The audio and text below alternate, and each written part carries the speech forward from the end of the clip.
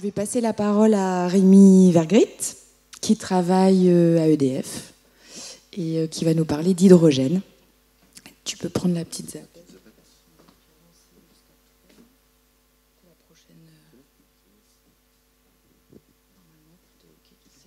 Parfait.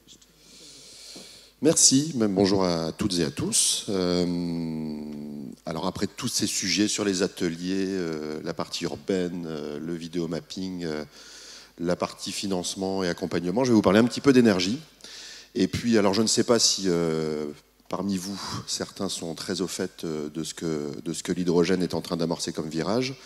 Mais on voulait faire un petit zoom, donc je vais aller très très vite pour essayer de vulgariser simplement ce qui est en train de se passer sur ce sujet, en tentant de répondre à deux questions. On pourra développer tout ça un peu après lors du déj si vous le souhaitez. À quoi sert l'hydrogène? Première question. Dans quelle modalité on l'utilise? Et puis comment fabrique-t-on l'hydrogène? Et donc quels sont les enjeux aujourd'hui de cette orientation? Pour certains, peut-être vous avez entendu parler du plan hydrogène de Nicolas Hulot juste avant son départ du gouvernement, qui avait pour vocation d'accompagner cette technologie qui n'est pas nouvelle, mais en tout cas qui est en train d'évoluer et dont le modèle technique et économique est en train de trouver un certain équilibre. C'est ce que je vais vous proposer comme perspective. Alors, certains d'entre vous ont bu tout à l'heure quelques molécules d'hydrogène avec de l'oxygène. On respire et on rejette du CO2.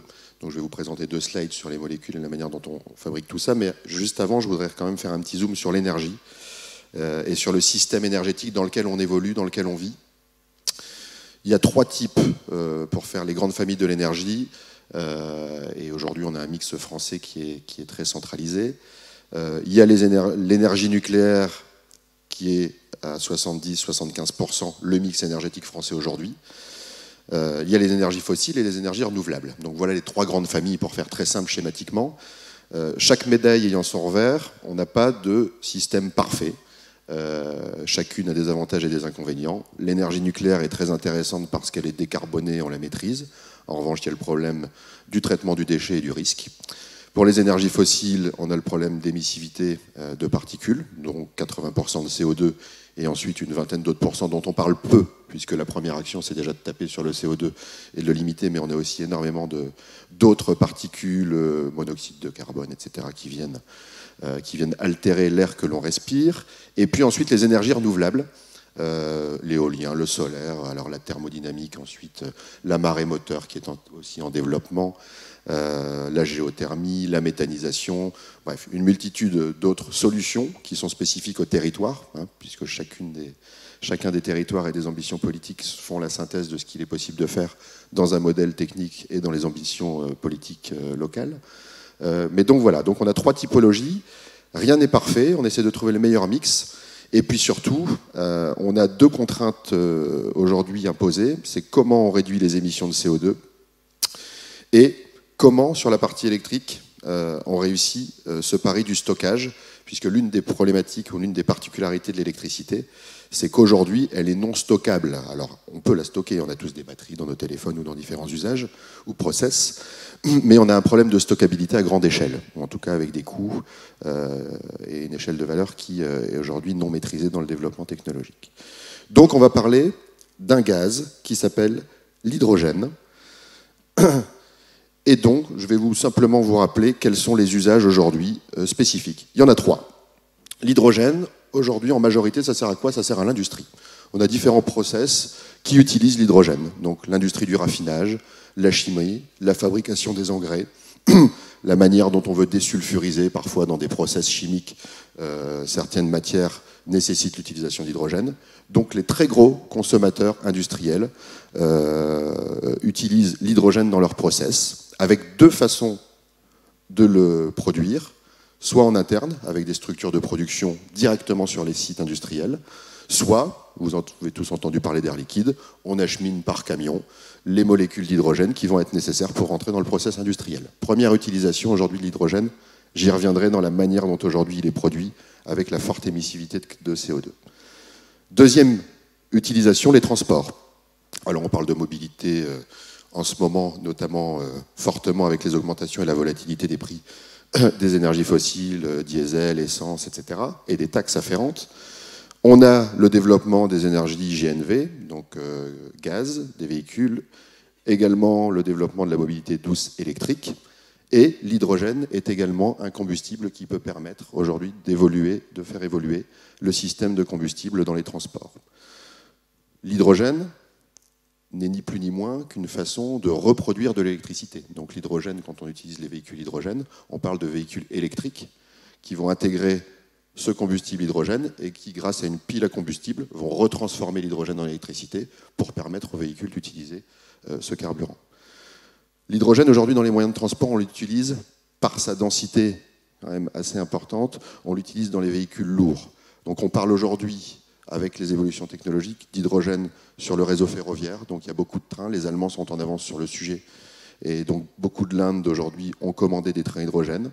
C'est important et c'est en train d'émerger chez nous dans les différentes régions sur la partie ligne non électrifiée, où on est en train de regarder ces investissements et ces enjeux.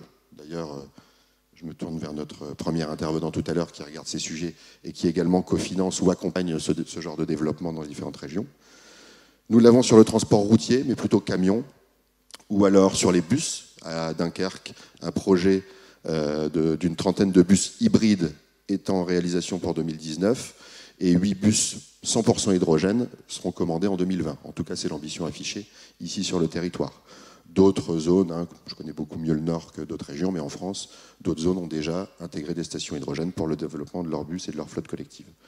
Et on parle aussi d'hydrogène sur les bateaux, sur la partie fluviale, ou sur la Seine notamment en ce moment, péniches, bateaux de tourisme, etc., sont en train de regarder cette modalité de production d'énergie sur le transport fluvial, et également pour les industriels et les grands ports, comme le grand port maritime de Dunkerque, les pousseurs fluviaux pour transporter des matériaux.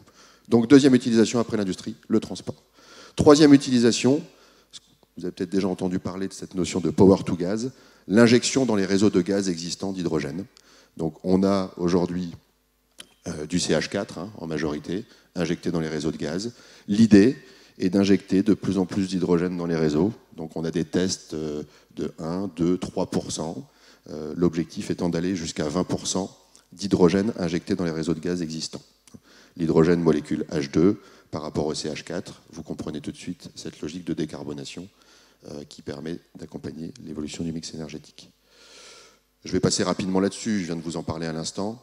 Ce qui est important aujourd'hui en termes de production d'hydrogène, c'est de voir les deux façons de produire l'hydrogène.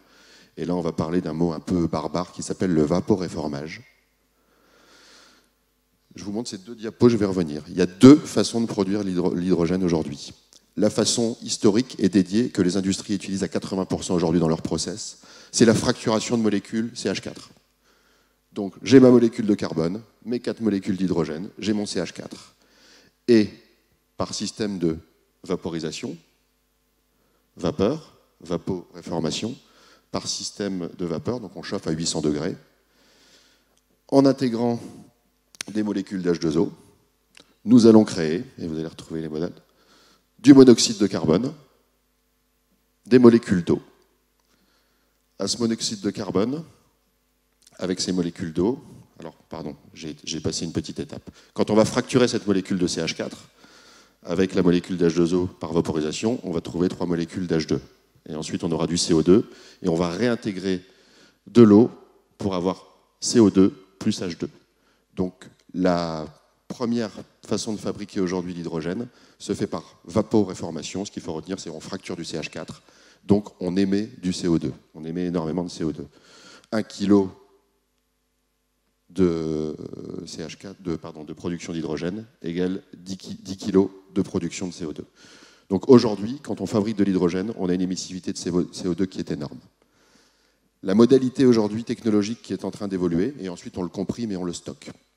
Donc vous voyez, on a déjà de l'énergie primaire pour produire de l'hydrogène. On le comprime, on le stocke, ça coûte également de l'énergie. Et ensuite, on le réutilise dans différents procédés ou on le retransforme en électricité le cas échéant. Donc on a un troisième niveau de transformation qui coûte en énergie également. Le deuxième moyen, ce qui est en train d'émerger aujourd'hui, c'est l'électrolyse. Donc là, vous voyez, on décarbone complètement. Souvenons-nous de nos cours de chimie. Anode, cathode, j'ai des molécules d'eau, H2O, avec de l'électricité. je réussis à fracturer ma molécule, donc je transforme ma molécule en hydrogène et en oxygène, et je produis en même temps de la chaleur. Donc aujourd'hui, les systèmes émergents, ce sont les systèmes d'électrolyse et de construction de stations d'électrolyse. Donc les industriels qui utilisent le vaporéformage et qui fracturent du CH4 aujourd'hui sont en train, ou en tout cas on est en train d'assister à un mouvement et une évolution forte, notamment par les incitations, taxes carbone, etc., d'installation d'électrolyseurs directement sur leur site. Le problème aujourd'hui, c'est le coût, les subventions associées qui permettent ou non de passer à ces investissements pour permettre de produire un hydrogène dit propre. J'ai pas mon timing. Aujourd'hui, le marché de l'hydrogène, un petit peu moins d'1 million de tonnes produites. Donc, je vous en parlais tout à l'heure dans les différentes industries. Et donc, on est en coproduction ou en production aujourd'hui par les systèmes captifs. On est dans des productions qui nous permettent d'avoir un hydrogène au kilo de 1,5 à 4 euros le kilo. L'électrolyse, aujourd'hui, on oscille entre 5 et 10 euros le kilo. Donc, c'est tout ce modèle économique qu'il va falloir faire avancer dans la construction et la production d'électrolyseurs, et de trouver un modèle économique rentable, un, sur l'investissement des électrolyseurs, et deux, sur la manière dont on pourra construire des stations, notamment pour le transport, et comment on pourra également l'injecter dans les réseaux de gaz. Juste pour terminer, puisqu'il me reste 30 secondes, c'est vrai que ça va très très vite pour aller dans le détail. Il est intéressant, comme vous l'avez vu, de produire de l'hydrogène par électrolyse dès lors qu'on a un mix décarboné. Sinon, tout perd de sa substance. En Europe, la production par vaporéformage d'hydrogène rejette 300 grammes de CO2 par kilowattheure en puissance calorifique.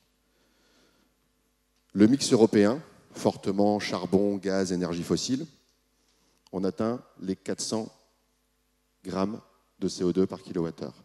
Le mix énergétique français, qui est à 95% décarboné, je vous rappelle, 10% d'hydraulique, une grande partie nucléaire, donc on est sur un mix décarboné. Donc là, dans le cycle de production et de transformation de l'énergie primaire, on a une vraie vertu à produire de l'hydrogène par électrolyse dès lors qu'on a un fonctionnement, ou en tout cas un système de production d'électricité décarboné. Et vous avez les correspondances par véhicule. Si vous produisez de l'hydrogène avec un mix carboné, vous êtes complètement à l'inverse de ce que vous souhaitez réaliser. Donc aujourd'hui, l'enjeu, c'est de produire par des éoliennes, par du solaire, par un mix énergétique décarboné centralisé comme il l'est, par du biogaz, les collègues d'Engie, puisqu'aujourd'hui l'objectif c'est de parler de manière globale, les collègues d'Engie également font du biogaz, donc on n'est plus sur du gaz naturel historique où on va également brûler et émettre du CO2.